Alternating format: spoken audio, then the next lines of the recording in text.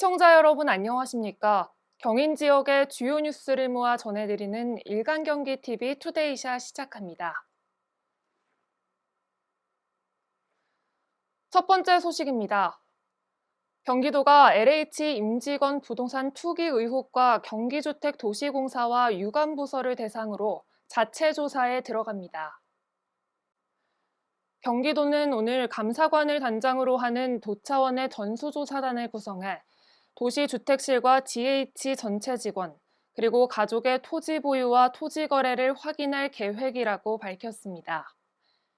조사 대상은 GH가 지분 95%를 보유한 경기 용인 플랫폼시티를 비롯해 평택 현덕지구, 광명 학원, 성남 금토, 안양 관양고 인덕원 등 6곳입니다.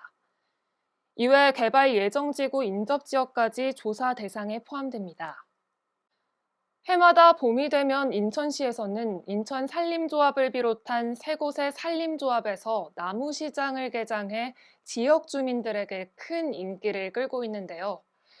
올해도 지난 1일 옹진 부천산림조합 나무시장이 문을 연 것을 시작으로 인천 산림조합이 오는 9일, 강화 산림조합이 오는 13일 개장합니다.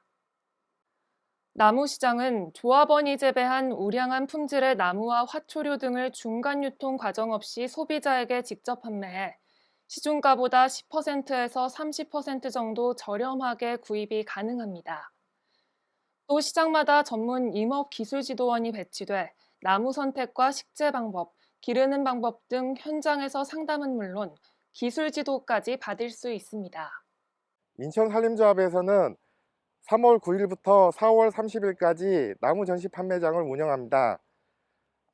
전국 각지에 있는 조합원님들이 직접 생산한 우량한 품질의 묘목을 시세보다 10%에서 30% 저렴하게 공급할 예정이 있습니다.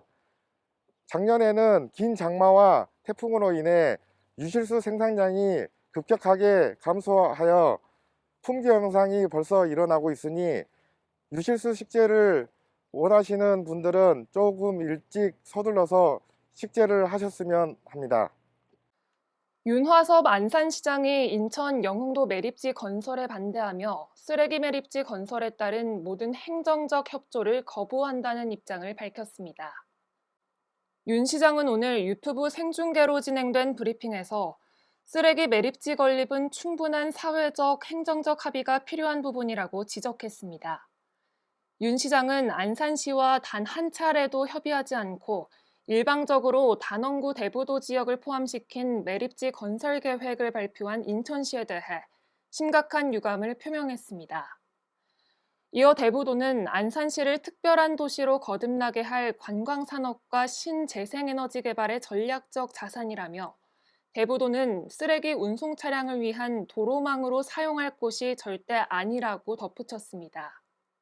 광주시가 수도권 최초로 마을버스 완전 공영제를 도입하고 7개 노선 마을버스 12대를 투입합니다. 마을버스 완전 공영제는 이윤 중심의 노선 구조를 탈피하고 인적이 드문 지역에도 시민에게 편리한 교통 서비스 제공을 위해 시가 직접 운영하는 사업인데요. 이를 위해 시는 전기버스 15대를 구입했으며 버스기사 27명을 직접 채용해 오는 5월부터 6개 마을버스 노선을 운행할 계획입니다. 신동헌 광주시장은 마을버스가 모든 시민이 만족하는 대중교통이 될 수 있도록 지속적으로 점검하겠다고 말했습니다. 인천 삼산경찰서 소속 한 지구대 경찰관들이 근무 시간 중 순찰차에서 유튜브 영상을 보다가 시민의 제보로 적발됐습니다.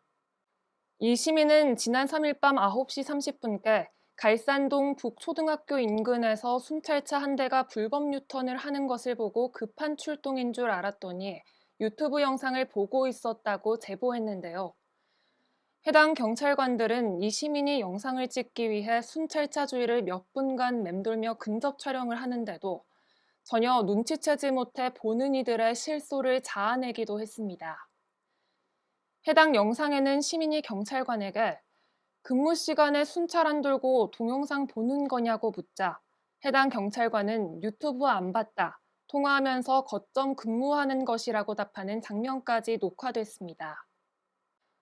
일간경기TV 투데이샷, 오늘 준비한 소식은 여기까지입니다. 오늘은 만물이 겨울잠에서 깨어난다는 봄의 세 번째 절기 경칩입니다. 봄 기운이 한층 더 짙어지겠는데요. 경인 지역을 비롯한 대부분 수도권 지역은 포근한 날씨가 주말까지 이어지지만 일교차가 큰 만큼 건강관리 각별히 유의하시고 외출 시에는 미세먼지 차단과 코로나19 예방을 위해 KF94 마스크 착용 잊지 마시기 바랍니다. 다음 주에 새롭고 더 다양한 소식으로 찾아뵙겠습니다. 시청해주신 여러분 고맙습니다.